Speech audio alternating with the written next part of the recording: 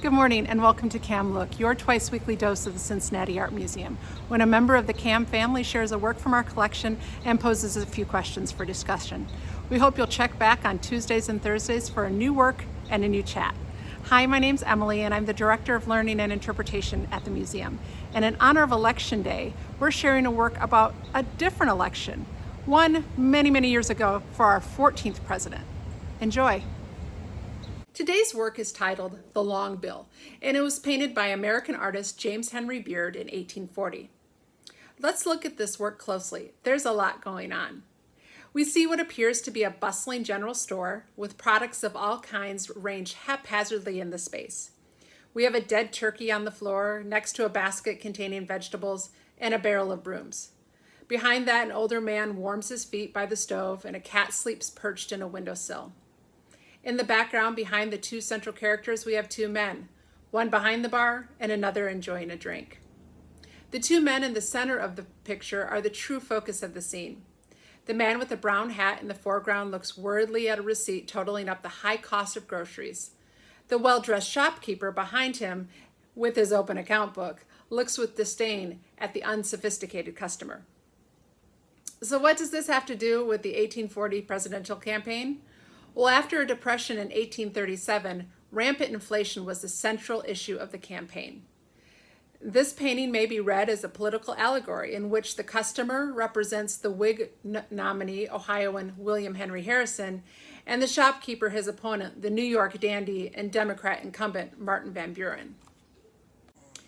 In the wake of the Panic of 1837, Van Buren was wildly unpopular, and Harrison, following Andrew Jackson's strategy, ran as a war hero and man of the people, while presenting Van Buren as a wealthy snob living in luxury at the public expense. Although Harrison was comfortably wealthy and well-educated, his log cabin image caught fire, sweeping all sections of the country. Harrison was the first president to campaign actively for office. He did so with the slogan, "Tippecanoe and Tyler too."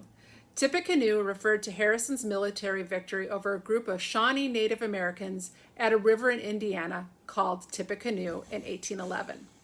For their part, Democrats laughed at Harrison for being too old for the presidency and referred to him as Granny, hinting that he was senile, saying, "Give him a barrel of hard cider and a pension, and he will sit the remainder of his days in a log cabin." Whigs took advantage of this quip and declared that Harrison was the log cabin and hard cider candidate, a man of the common people from the rough and tumble West. They depicted Harrison's opponent, President Martin Van Buren, as a wealthy snob who was out of touch with the people.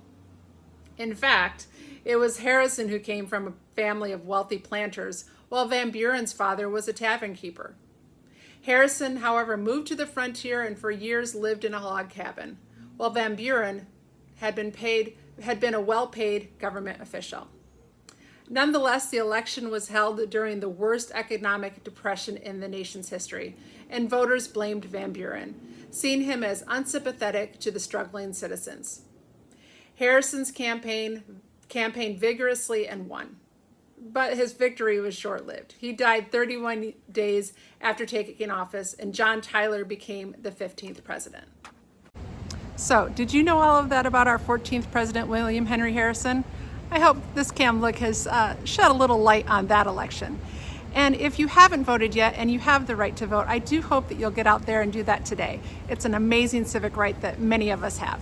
Thanks, and have a great day.